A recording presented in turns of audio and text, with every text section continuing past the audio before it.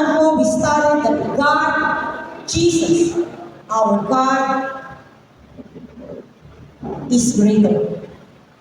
He is greater than angels. Napag-aralan po natin that the background back then is that because in the Old Testament, the words of the prophets, the words of the angels, the words in Torah are far more fearful and has to be obeyed by hook or by crook by the people, specifically Judaism. At napag-aralan po natin that Jesus is not far more, but simply Jesus is greater than angels, greater than everything.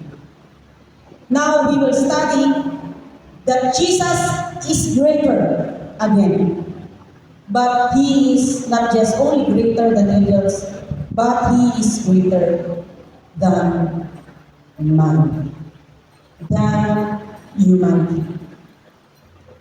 Last time we have studied the divinity of Jesus Christ. Who is Jesus Christ?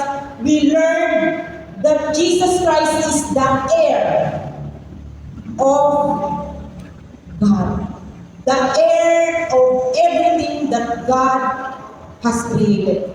That Jesus is the co-creator of the universe, that Jesus is the exact representation of who God is. If you see in her Jesus, you see in her God. And Jesus is the sustainer of the universe and everything. From that way, we will now go forward to the study of, again, not only who Jesus Christ is, but what has Jesus Christ done for us. Paulit-ulit po na ito ay pinipreach o binabahagi, itinuturo sa atin ang ating mga guro sa salita ng Panginoon. At muli po natin titingnan ito in an emphatic teaching, and at the same time, titingnan po natin yung iba pang angle or angulo nito. We've studied the divinity of Jesus Christ. It is incontestable by the Word of God that Jesus Christ is God.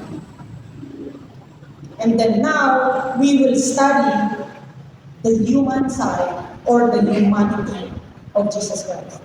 That how possible, the impossible, that the fully God, Jesus Christ, can become human. In Hebrew 1, we studied who Jesus is. It nullifies the question, why, and our whys. And in Hebrew chapter 2, from the perspective of who Jesus is, we will study what He has done for us, and we will answer why Jesus did this for us, and why Jesus has done this for us. In Hebrew chapter 2, we will study three things. First is the danger of drifting or neglecting away from the great salvation. We will study also the reason of Jesus' humanity, and lastly, the sureness of our victory because of Jesus Christ. First and foremost, we will study the danger of neglecting the great salvation. In verses chapter 1 to chapter 2, kung titingnan po natin dito, ang sabi dito, you must pay attention.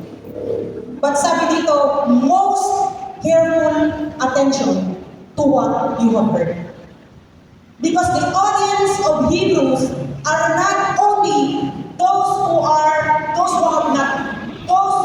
haven't received the great salvation of Christ, But the main audience of Hebrews is that the Christians. Lahat ng nakapakinig ng salita ng Panginoon, ang sabi niya dito, be careful and you must pay attention. Pay attention sa lahat ng narinig na ninyo na salita ng Panginoon mula noon hanggang ngayon. Mag-ingat kayo na hindi ito mawala sa inyo at hindi din kayo mawala sa salita ng Panginoon. Bakit? Sabi dito, nagsalita ang mga anghel at naniwala kayo. Nagsalita ang mga propeta at naniwala kayo. At ito ay mabigat ang karampatang parusa sa bawat violation o sa bawat disobedience doon sa mga salita na narinig ninyo mula sa mga anghel at propeta. Kung noon sa lumang testamento o sa Old Testament sa salita ng Panginoon, walang makakaligtas mula sa bawat pagsaway o hindi pagtupad sa salita ng Diyos. Ngayon, this salvation has not just been announced by the angels or by the prophets, but the salvation has been announced by no other than by God. The angels and prophets has not just testified, but God Himself, because ang mga tao ay mahirap umunawa, mahirap umintindi, at mahirap maniwala. Ang Diyos na mismo ang nagbigay ng kanyang testamento o testimonyo through signs, through wonders, through miracles, and through the Holy Spirit from this very moment by the Lord Jesus Christ. This is the problem. People or Christians easily drift away from the Word of God. Madali po tayong mawala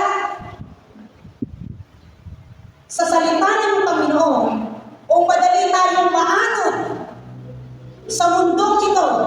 It is because we do not know the gravity of what Jesus Christ has done for us. Ito po ang sitwasyon. Ang sitwasyon ay tayo mismo na mga tao ay sobrang makasalanan. Magulang ikaw ay ipinanganak o sabihin natin hindi ka pa ipinanganak, ikaw na ay makasalanan dahil sa iyong minanang kasalanan. Mula pa kay Eva at Adan at hanggang sa mga magulang mo, you are sinful. And alam natin from the Word of God in Romans chapter 3 that the payment for the sin is death. But sometimes, or maybe most of the time, because nagkaroon na tayo ng tinatawag na preaching umay. Tama ba yun? Yung nauumay na tayo sa paulit-ulit na narinig natin about the salvation of Christ. Nababawasan yung gravity nung sitwasyon natin na teka, no problem, I am saved. Nagkakaroon ng transition o nagkakaroon ng heavy emphasis doon sa word na the salvation of Jesus Christ is a gift. Okay, that is true. No one can earn, according to the Word of God, no one can earn the salvation of Christ. Jesus is the only way for the salvation, for our great salvation. But have you not imagined that apart from your salvation is a gift or regalo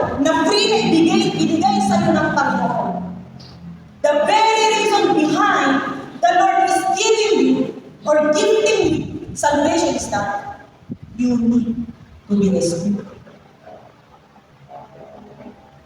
Now, let's do the transition from the emphasis of God to the Lord Jesus Christ, giving you a free gift of salvation.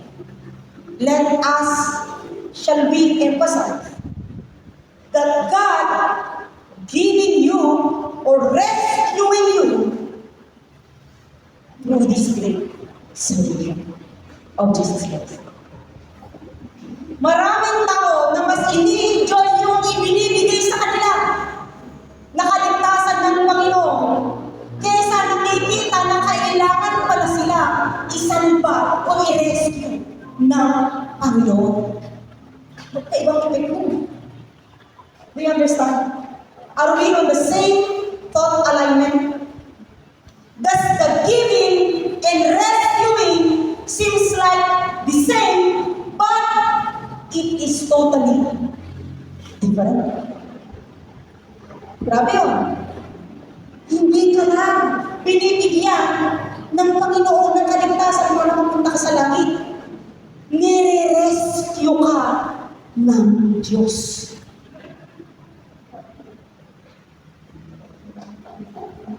Bakit ka nire-rescue ng Diyos?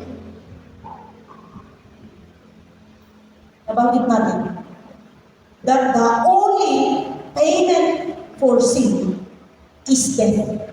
And without the death, not your death, but the death of Jesus Christ, your destiny is going not to heaven, but to heaven.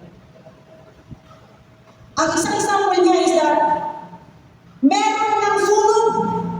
Di ba ang sunog, kailangan urgent ang action. Meron ng sunog, pero hindi ako kailangan. Pero naman akong, ano yung pagsasunog?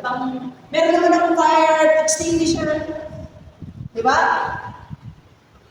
You enjoy it because you know that there is fire extinguisher, but you do not know na nasusunog na pala lahat. Mamamatay ko na. But your trust is only because may fire extinguisher ka. Pag usip-sip mo, patay agad. Hindi mo pala alam, kailangan na pala yan. Kulang na yung fire extinguisher mo. Hindi mo alam na ikaw ay nalulunod na sa mundong ito, pero sinasabi mo lang, di ba, save ako, magsisimba naman ako. I-enjoy mo lang, happy-happy. Diba? Diba, save naman ako, nagsisimba naman ako, nagpe-pray naman ako. Brother and sister, do not play with the fire. Do not play with the fire of the effect, yung epekto or yung maidudulot sa'yo ng kasalanan mo o pagpapatuloy mo sa pamumuhay sa mundong ito dahil delikado ka, masusunod ka, maiyaamid ka.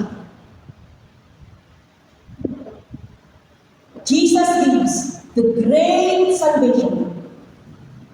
It's not only as a gift, but it is to rescue you. Bibigyan ko po kayo ng itong matinding sinabi. While I was studying this, umiiyak ako. Kasi hindi ko naiintindihan loob. I would like to present a question. A rhetorical question.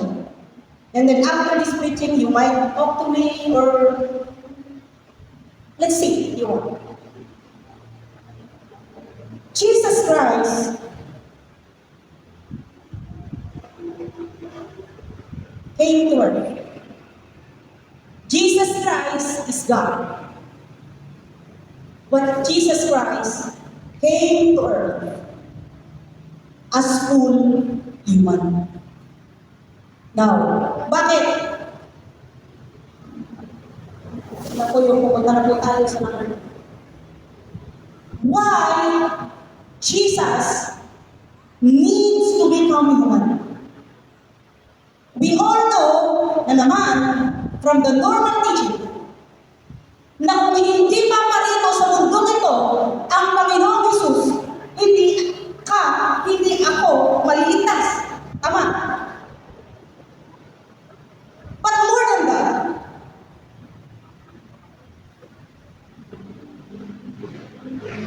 what is mankind that you are mindful of them? A son of man that you care for him, you made them a little lower than the angels, you crown them with glory and honor. Bakit kailangan na si Jesus ay pumunta dito sa mundong ito para tayo ay maligtas? Pwede ba na ganito?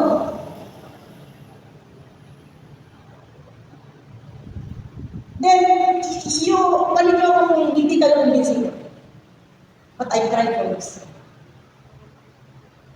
First time, huwag niyo akong susumbong sa mga. I think God hates us. God hates us. Sige, ganito yan. Most people say, you hate the person, but not his doing. Tama? Tama? Kapag ba nagkasala yung tao, yun lang bang kasalanan niya ang damay o pati yung tao? Kapag ba nagkasala yung tao, yung kasalanan lang ba ang pupunta sa impyerno o pati yung tao?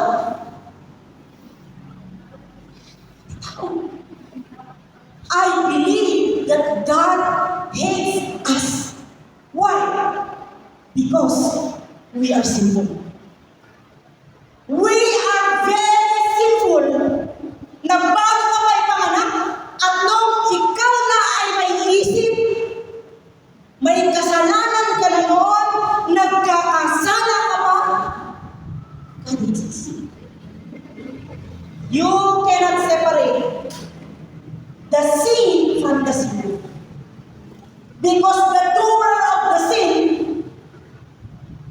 is the sinner, the person.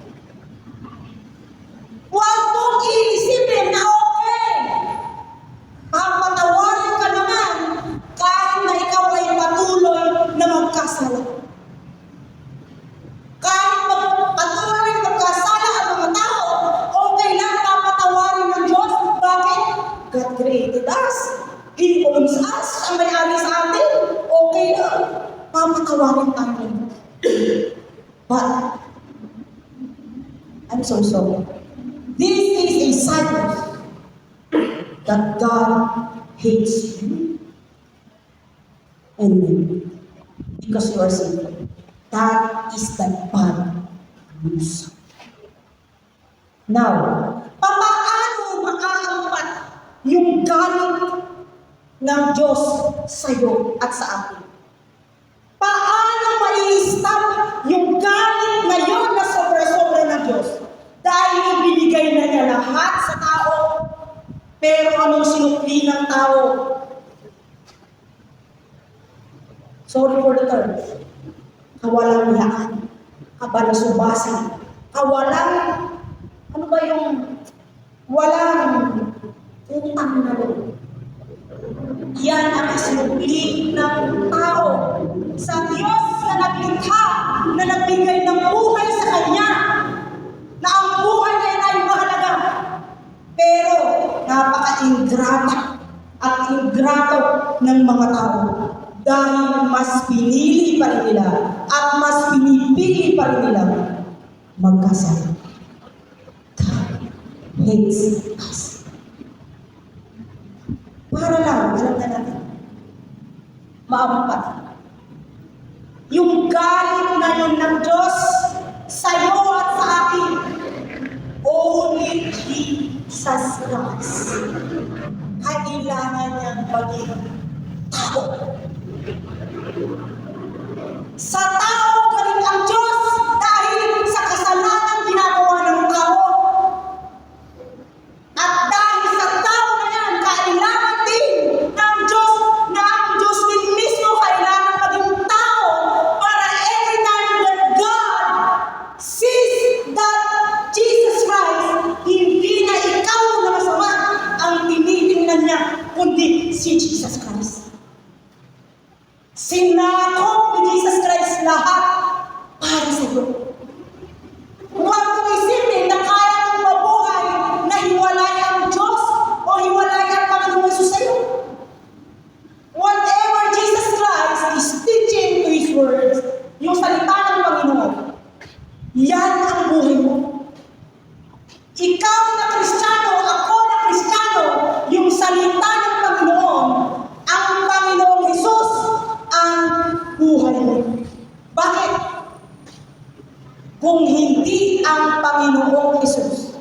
wala kang halaga sa Diyos. Do you know that? Alam ba natin yun? Why it is repeatedly being said in the Word of God that the Lord Jesus Christ's blood on the cross is our cover. Bakit kailangan tayong i-cover ng dugo ng Panginoong Jesus? Dahil kung wala yung cover ng blood ni Jesus Christ sa'yo, ikaw lang na tao ang titingnan ng Diyos, you deserve it. Hindi ka kaya tingnan ng Diyos. Kaya nga nung time na si Jesus Christ was on the cross, ano sabi doon? Sabi niya doon, Father, Father, why have you forsaken me? Because ayaw tingnan ng Diyos si Jesus Christ sa kasalanan na kilala niya. Kasalanan ng isang katauhan. Kasalanan mo at kasalanan ko na kilala niya. So apart from the blood of Jesus Christ being covered on you, you are not. Kaya ano sabi sa Colossians? Ano ang sabi na tinuturo ni Apostol Pablo? Kaya lahat ng gagawin mo, lahat ng sasabihin mo, lahat ng inisipin mo, gawin mo yun para sa Panginoong Jesus. Why? Wala kang magagawa, walang mabuti kahit isa sa'yo. Kahit ikaw pa ang magpakabuti sa mundo ito. Apart from the Lord Jesus Christ. Bakit? Because God, the Father, or the Triune God, ang tinitingnan niya ay si Jesus Christ sa'yo. Eh kung wala si Jesus Christ sa'yo, diba? Are we putting two hands? Lagi niya nilingin sa isip ko nito. Dalawang sombrero ba ang sinusuot natin? Now, when we are in the church, we put the hat of Christian, or paglabas natin ng ating simbahan, pagtanggal niya ay iba na.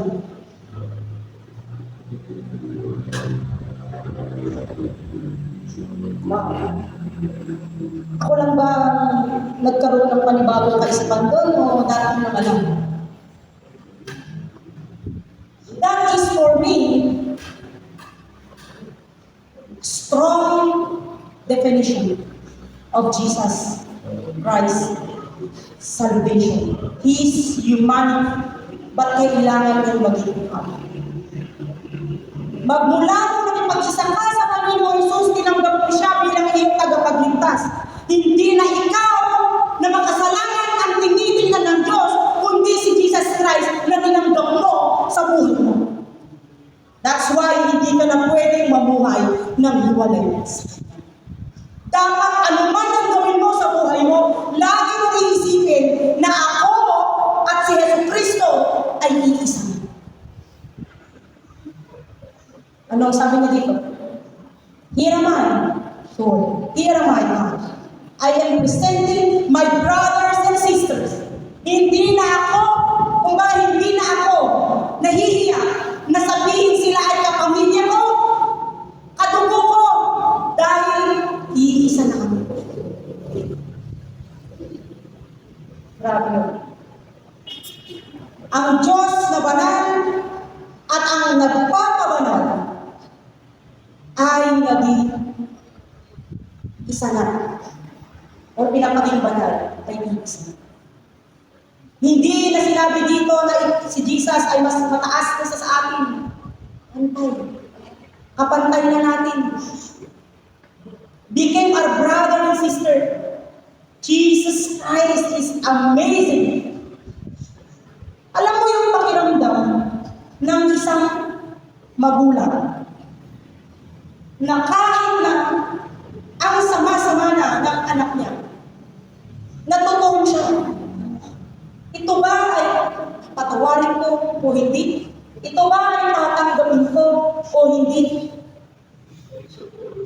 Tayo mismo ng mga tao, ng mga magulang, meron tayong minimit na expectation mula sa ating mga anak. God Himself has satisfied that expectation only through the Lord Jesus Christ. Dahil tayo ng mga tao, hindi natin kaya.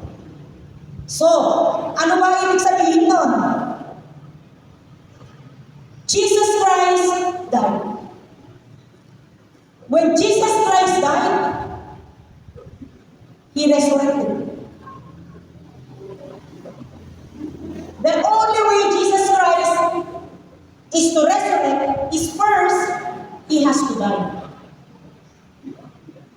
Kahit kung maliliit na mga bukil na nagtatanim kayo, during the germination period, I'm not mistaken, yun, mamamatay mo na yung bukil na yun hanggang magkakaroon na maliit na ang ihalaw.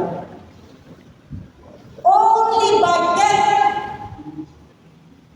the life is.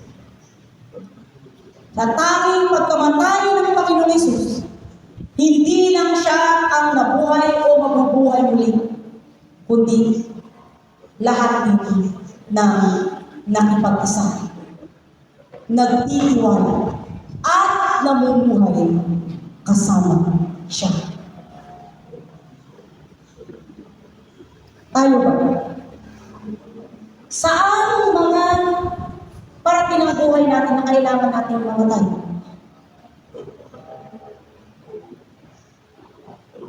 Saan parte ng buhay natin kailangan tayong mamatay?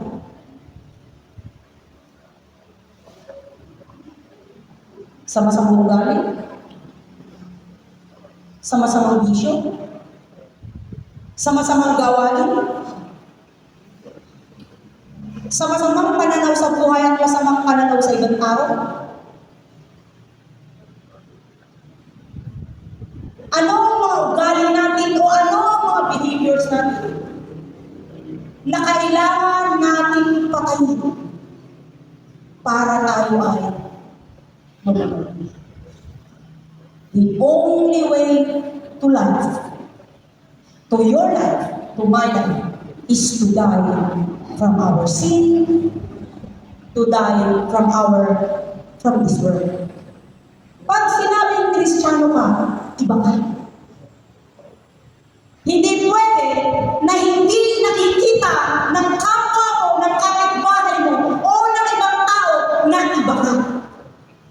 Kapag kaparehas mo pa rin sila na namumuhay sa mundong ito, alam ang magkakaiba sa kanila. Teka, mag-isip ka. You need to die from your sin, from your bad habits. You have to die from this world flow. Iba dapat ang pananaw mo, iba na dapat ang pag-iisip mo, iba na dapat ang the way ng pamumuhay mo. Dahil ikaw ay namatay na mula doon sa masama na yun, nung ikaw ay nakipag-isa kay Kristo. That's a layman's term for all the word of God. Sino ang nakipag-isa sa Panginoon Yesu Kristo? He is a new born again. Sabi niya dito, Jesus made an example for everything para kung paano tayo mabuhay. Do you want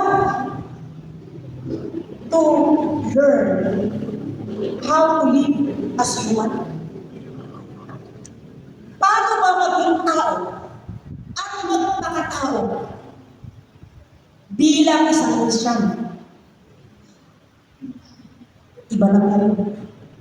Iba ang buhay ng normal na tao, iba ang buhay ng isang tao na si Jesus na ang kanyang Diyos.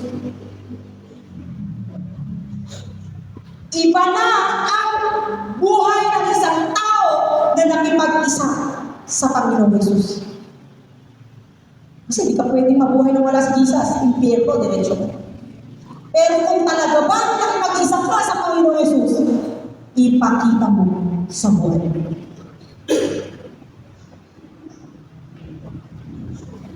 Kung gusto mong matuto kung paano maging tao na kaisa ng Panginoong Jesus, kung paano mabuhay bilang isang tao na bilang Panginoong Jesus, huwag mong tingnan yung iba.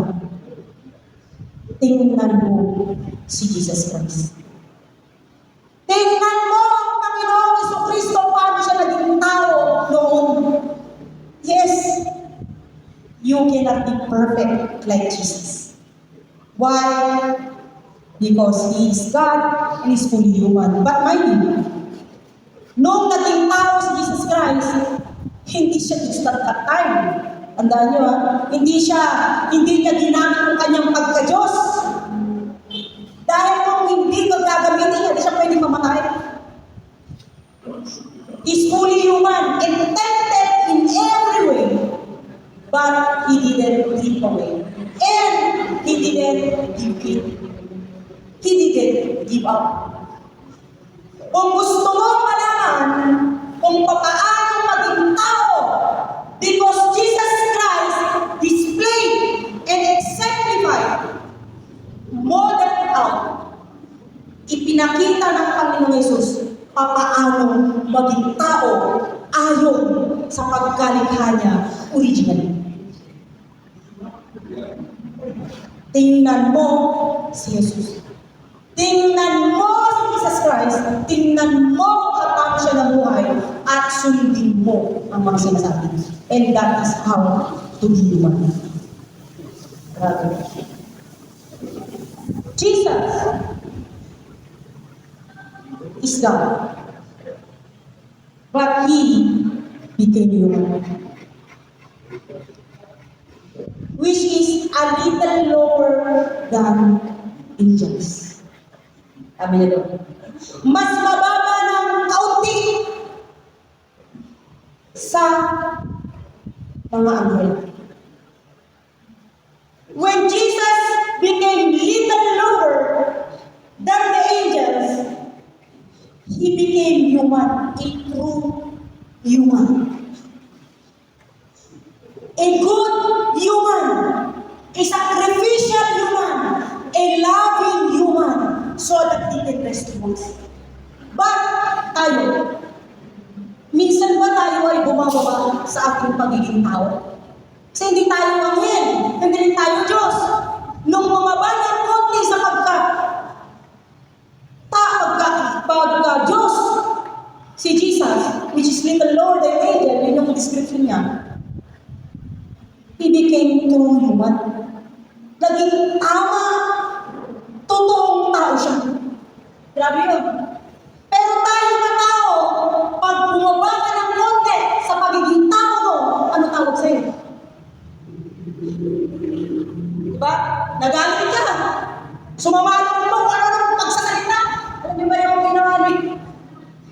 Ito yung naiintindihan mo siya. Si Vice Ganda, galit na galit siya sa gobyerno. Ayaw na ayaw nila sa President Duterte na magmura. Pero nung sila galit na, hindi na raw rally yun, murali. Kasi katatapos mag-preach nung pare, mura na sa galit niya. Hindi lang yun. To be human is to be a good person. Tama po ba? Because that is the will of God for you.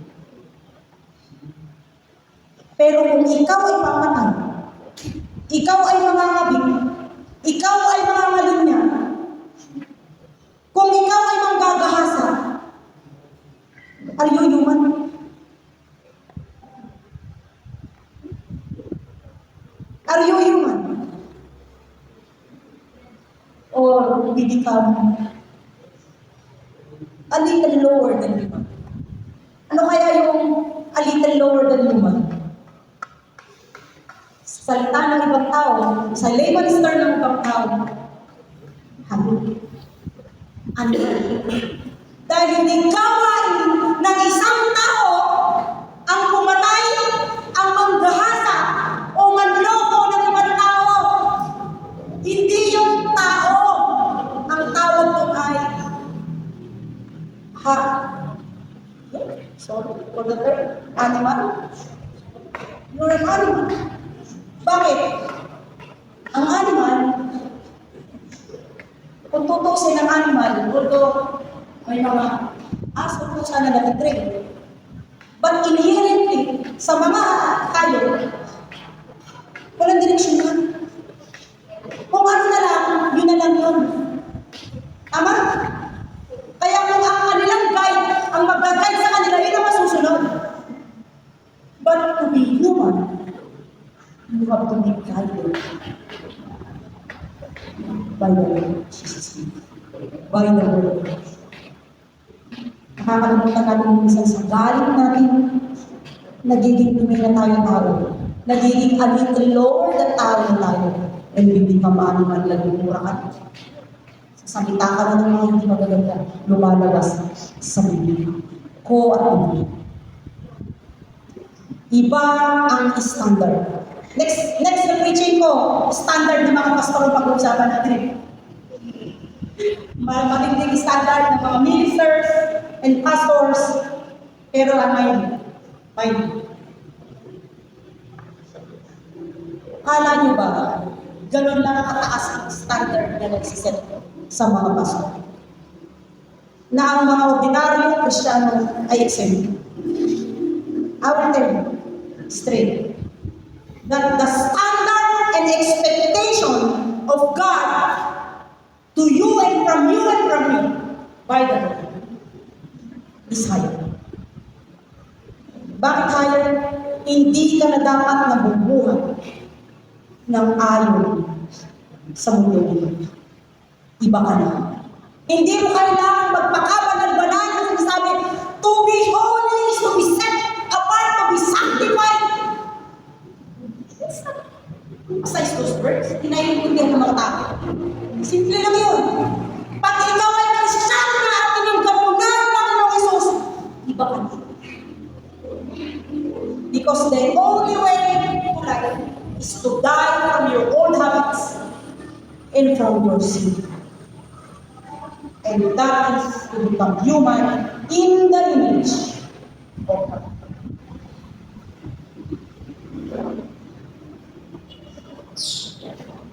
Jesus has surely suffered. And the way to victory is, and the way to glory and honor is suffering. Do you know that to be human is to suffer? Alam ng Diyos na pag si Jesus Kristo ay naging tao, siya ay maghihirap. Ano ba sa Tagalog yung sabi dito? Paghihirap pa? Parang may mas malalim pa. Diba? Dusa. Alam mo ba na to become human because of the depravity of sin na nangyari sa tao? To become, to ano yun, being a human is to suffer. Hindi yun ineliminate ni Jesus. Alam natin na the most and the utmost suffering na nakaranas sa balat ng lupa is Jesus Christ. You lambasted, you trampled God, the human, the creation, trampled the Creator. Ganong kasaklap. Nilampaso, niyurakan ng creation o ng panglikhalang niya ng mga tao ang Creator o yung gumawa sa kanya. That is the highest form of suffering that a man or that human can do, yung ginawa ni Jesus Christ when he become fully human. But you know, through the suffering of Christ, he is now honored and glorified. Same as sa mga nakipag-isa sa Panginoong Jesucristo, kahit na ikaw man ay magdusa o nagdudusa ka man, nahihirapan ka man sa mundong ito. Ang dami, meron kasiguraduhan ang tagumpay sa iyo. Huwag kang masurprise kapatid, hirap ng buhay. Awa may bayad ng kuryente. Awa mahal ko. Gray ka din, mangga din. Everyday nga, parang hindi mo kubigan. Manggatang na lang hindi ng kurme. Diba? Day to day, we suffer. Every form, whatever that is, we suffer. But when we suffer for in the name of Jesus Christ, we will have victory. Mas masama naman, mas okay naman, pero wala, na mag-suffer ka na alang-alang sa pagiging Kristiyano mo, kaysa naman mag-suffer ka sa kasamaan na konsekwensya lang ng kasalanan. Tama? Kung marinig mo rin yung chingay na. Kung magdudusa ka lang din naman bilang tao, magdusa ka na sa paggawa ng mabuti. Bakit? Dahil alam mo na meron kang mapapala. At ang may promise na kapalit na maganda ay ang Diyos. Kaysa naman magdusa ka sa kasalanan, nagdusa ka na nga sa mundong to, magdudusa ka pa sa impyerno. Gumulwami. Kawawa ka naman. Kawawa naman tayo. Puro riga na tayo, hindi ito'y lubog ka. Mapangkapay ka dyan, impyerno ka. Nyamag ka, very unwise. Diba? Very unwise. Then, now, since we have accepted Jesus Christ, and we are now in the Lord Jesus Christ, let us still suffer. O, kanina kailangan mo kayo, very important mga, I am encouraging you, lahat po tayo ng mga Kristiyano na nandito, magdusa tayo lahat. Magdusa tayo sa paninindigan natin bilang tagasunod ni Jesucristo. Huwag tayong magdusa sa kasalanan na ginagawa lang natin, epekto ng kasalanan natin ito. Magdusa tayo, magpakadinan tayo sa pagsunod sa Panginoon. Alam natin yan, very often sa Bible, napakahirap, napakaiksi lang. Mas maiksi pa, mas maliit pa sa butas ng karayom ang makapasok sa kaharian ng Diyos. Ganoon kahirap sumunod. Ganoon kahirap maging Kristiyano. Pag naiipit ka na, bumulong ba ako? Pag naiipit ka na, magsisinungaling ba ako? Kapag nauwawalan ka na, magdudubit ba ako? Mangungupit ba ako? Magnanakaw ba ako? Kapag natitiglo ka na, magsisinungaling ba ako? Maninira ba ako? Ha? Mahirap yung desisyon na yun. But I will tell you, brother and sister, every second of our lives being a Christian, we are in a decision making. Kapag nag-desisyon ka, piliin mo na mag-desisyon na manindigan para sa katuwiran ng Diyos. Bakit? Para mo sa'yo. Di bali nang maghirap ka dito sa lupang ito dahil hindi ka kaisa ng isip, hindi ka kaisa ng damdamin, at hindi ka kaisa ng gawain ng mundo to. Kaisa naman magpakasaya ka, magpaka-normal ka ng buhay sa mundo ito, ang kapalit naman ay walang hanggang kamatayan. Hindi basta-basta maging Kristiyano. Hindi basta-basta maging miyembro ng isang Christian church. Higit sa lahat, hindi basta-basta ang desisyon na binitawan mo na makipag-isa ka sa Panginoong Jesucristo. Meron itong kapalit. At ang kapalit nito ay ang sakripisyo mo, ang pagdurusa mo sa paggawa ng tama ayon sa salita ng Panginoon. Mahirap po, hindi po ako nagsasalita na perfecto. Dahil habang nagsasalita ako dito, nagbubungirang natin yung lahat yan. It's not easy. Dahil ang dahil ko rin nakakausap ng mga ibang tao. At yung paninindigan mo bilang isang Kristiyano, napakahalaga. Napakahalaga. Naintindihan mo ba natin? Naintindihan mo ba natin? Tatandaan po natin, tayo mga Kristiyano, let us not depart from God's word. And above all, let us stand in the Word of God, with the Word of God, and before the Lord Jesus Christ. Amen!